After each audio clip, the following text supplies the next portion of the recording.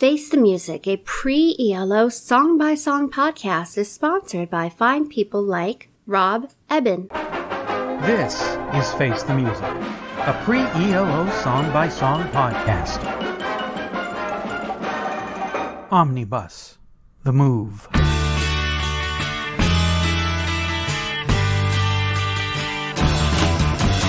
There she is, I'm sure I've seen her, pushing in the queue to get to the front.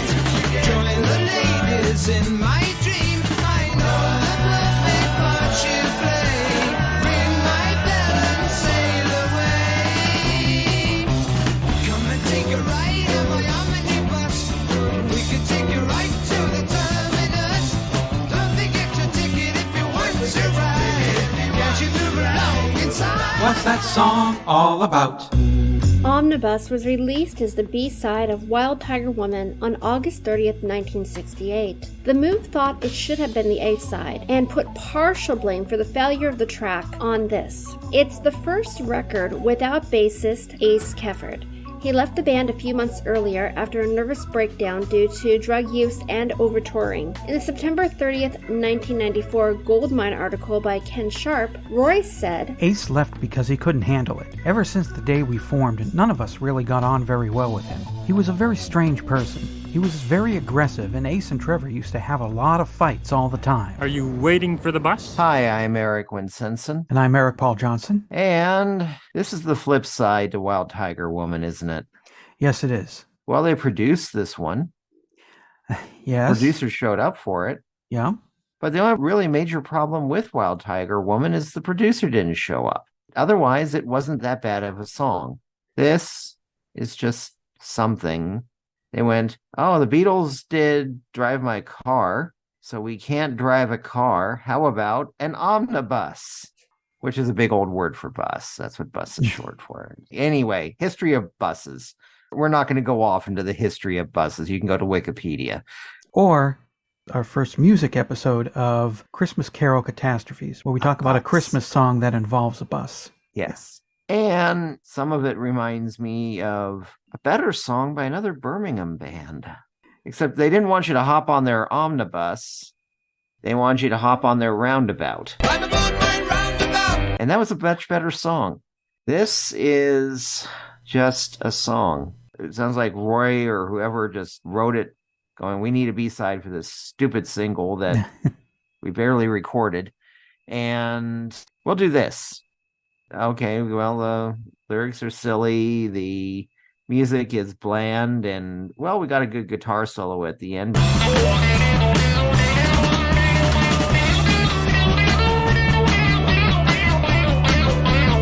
But this guitar solo sounds almost the same guitar solo as the end of the stereo version of Wild Tiger Woman.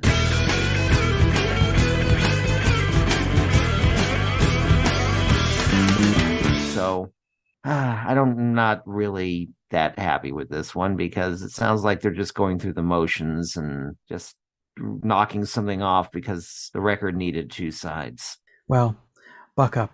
Next episode, we get into the idol race. This single shows what a boneheaded idea it was to do it.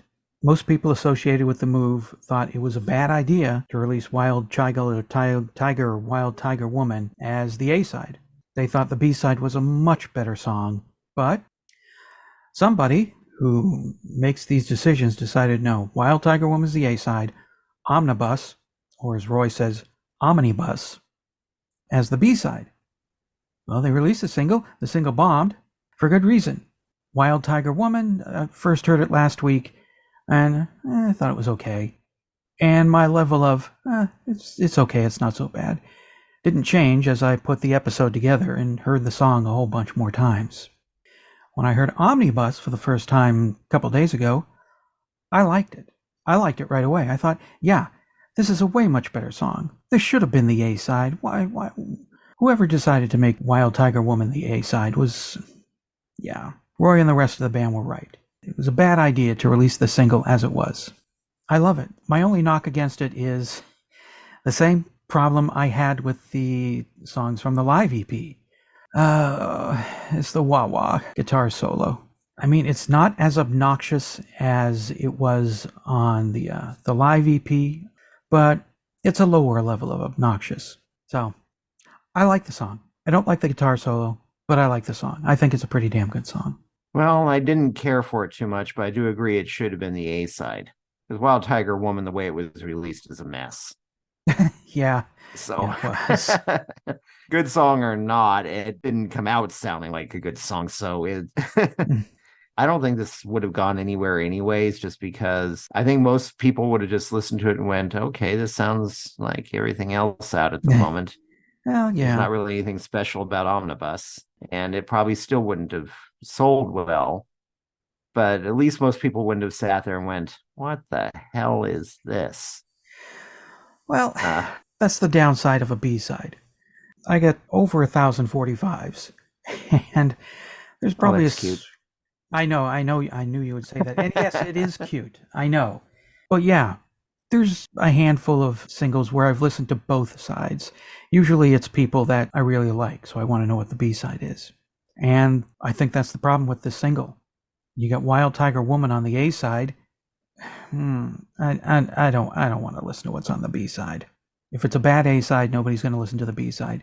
And if you're programming a radio station, even if it's a big band, you're probably only going to give a minute for a song to grab you, if that, before you decide yay or nay and move on to the other records in that big stack of records to program your station, which is why you wouldn't even give Omnibus a try. Thing is, though, there have been a lot of songs that have been popular just simply because the A-side was okay or not that great.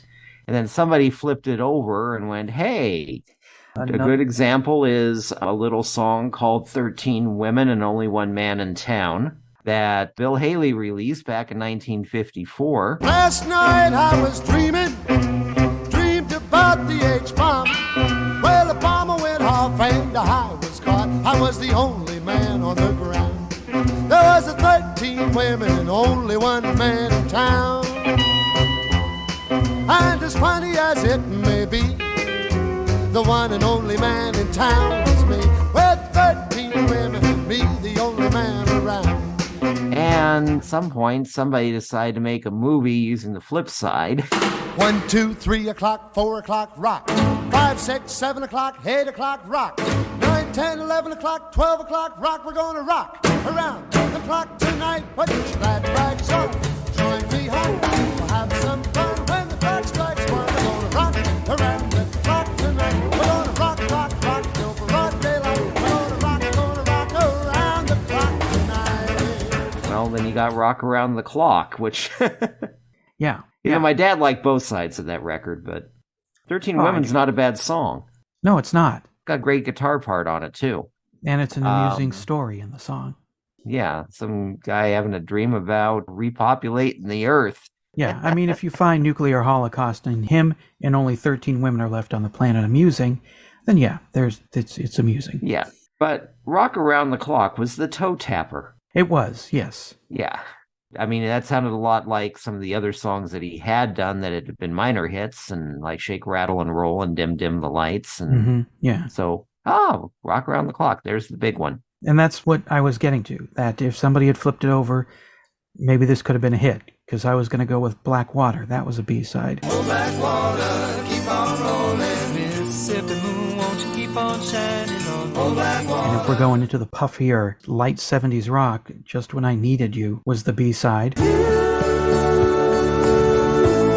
left me just when I needed you most. And that became the big hit. I mean, the song may have had a chance. If people who program you remember radios... back in the 80s, Pink Cadillac by Bruce Springsteen got played quite a bit. Not the Aretha Franklin version, but the actual Bruce Springsteen version got played quite a bit on the radio. And that was the flip side, I think, to Dancing in the Dark. Right. But it didn't make the It didn't chart, chart. But no. Yeah, but it sure got played a lot. It sure did. Okay. Well, we're past this. Better stuff is on the horizon. Oh, God, yes. Next Yes. episode, we get into the Idle Race album, which is a dumpster fire. I'm trying to avoid spoilers. Got something to say about Omnibus? Then call the telephone line voicemail. 623-850-3375. Call now. Another one. Christmas Carol Catastrophes, a podcast covering the oddest Christmas songs ever unleashed on an unsuspecting public.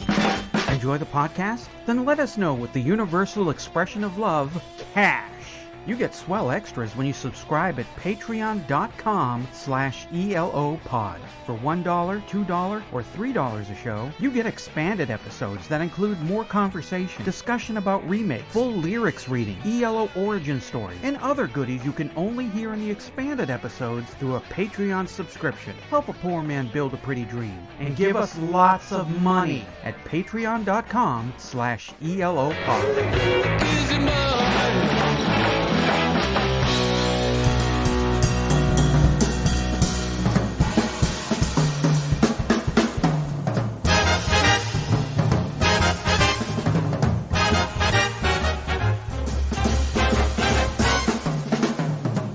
Well, say hey, this is Dr. Troy.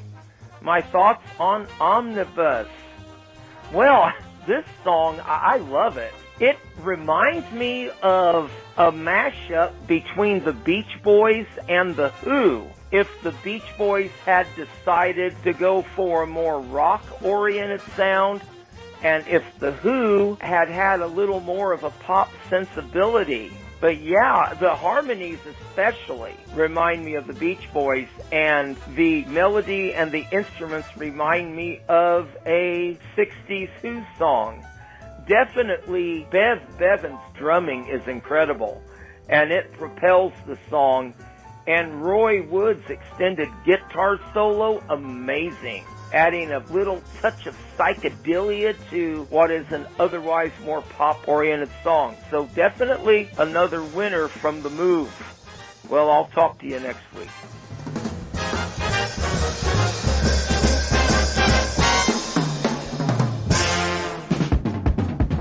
Face the Music, a pre-ELO song-by-song podcast, is a production of Radio Trolla Entertainment Assorted Deli Meats Amalgamated. You can contact us by voicemail at 623-850-3375 or email us at eloftmpodcast@gmail.com, and we'll read and reply to it on the show. Keep up to date by joining our Facebook group and spread the word by sharing the link or giving us a quick rating on iTunes. Subscribe to our YouTube page, the Electric Light Orchestra Podcast channel, to hear other goodies. You can financially support the podcast at patreon.com/ELOpod or PayPal using the podcast's email address, or send a check or money order to P.O. Box 1932, Superior, Arizona 85173. Next week, happy birthday, the birthday.